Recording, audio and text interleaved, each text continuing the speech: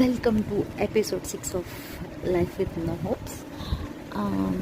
Next ఏంటి అంటే ఇల్లు దొరికింది. కొత్త ఇల్లుకి చేంజ్ అయ్యాము. అది కూడా దగ్గరలోనే, మా ఇంటికి దగ్గరగా ఉంటుండే. అక్కడే దొరికింది, అక్కడే ఉన్నాము.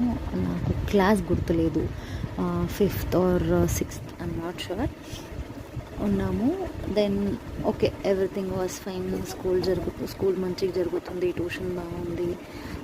అప్పుడప్పుడే ఇంకా అమ్మ నాన్న సెటిల్ అవుతున్నారు. సెటిల్ అవ్వడం అంటే ప్రాపర్టీస్ చేసుకోవడము అది ఇది కాదు, నార్మల్ లైఫ్ లీడ్ చేస్తున్నారు. అండ్ చెప్పాను కదా, అమ్మ నాన్న నాకు ఏది కష్టం చూపించలేదు. అంటే అప్పుడు ఫోన్స్ ఉండేవి కాదు. ఆ డబ్బా ఫోన్స్ కూడా చాలా రోజులకి కొన్నారు మా నాన్న. అప్పుడు కామన్ కదా, ఫోన్స్ కూడా ఉండేది కాదు. మాకు ఇంట్లో ఒకటి యాక్చువల్లీ రొటీన్ ఫిక్స్ ఉంటుండే. ఏంటి అని అంటే మండే టు ఫ్రైడే ఉంటుండే, సాటర్డే సండే నేను బయటకు వెళ్తుండే కదా. అందుకని ఎవ్రీ ఫ్రైడే ఒకటి ఇంటి దగ్గర ఒకటి టెలిఫోన్ పోతుండే. అంటే ఇక్కడ ప్రైవేట్ స్పేస్లోనే ఉంటుండే అది. అక్కడికి ఎవ్రీ ఫ్రైడే నాన్న తీసుకెళ్ళేవారు. సో మా అమ్మమ్మతో మాట్లాడాలని, పుట్టింటికి మాట్లాడాలని ఎవ్రీ ఫ్రైడే అక్కడికి వెళ్ళి అమ్మ నాన్న నేను మాట్లాడి నెక్స్ట్ బయట ఏమన్నా తినేసి వస్తుండే. అది ఎవ్రీ ఫ్రైడే, అది మాత్రం ఫిక్స్.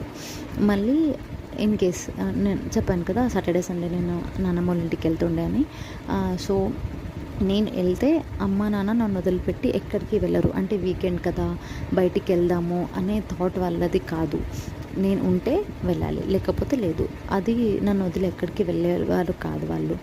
ఇన్ కేస్ అలా ఏమైనా ఎమర్జెన్సీగా వెళ్ళాల్సి వస్తే, అంటే మూవీకి కానీ గుడికి కానీ ఎక్కడికైనా వెళ్ళాలి అంటే నాన్నమ్మ వాళ్ళ ఇంటికి వచ్చి నన్ను తీసుకెళ్ళి మళ్ళీ అక్కడ ఎక్కడికి వెళ్ళాలనుకున్నాము అక్కడికి వెళ్ళేసి మళ్ళీ ఇంటికి వచ్చి తాతయ్య వాళ్ళ ఇంటికి వచ్చి మళ్ళీ డ్రాప్ చేసి నన్ను వెళ్తుండే.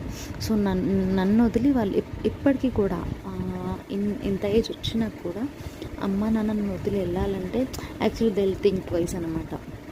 నేను జాబ్ చేసేటప్పుడు వేరే ఊర్లో ఉంటుండే. సో అప్పటికి కూడా నాన్న ఎక్కడికైనా వెళ్తుంటే so use to call me before, నాన్న నువ్వు లేవు, వెళ్ళాలంటే ఎలానో ఉంది, గుడికి వెళ్తున్నాం రా, బయటికి వెళ్ళొచ్చాం రా అని.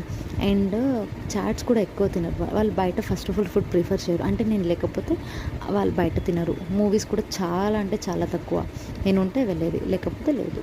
సో అంత అఫెక్షన్, అంటే బాండింగ్ బాగుండేది మా అమ్మ నాన్న మధ్య.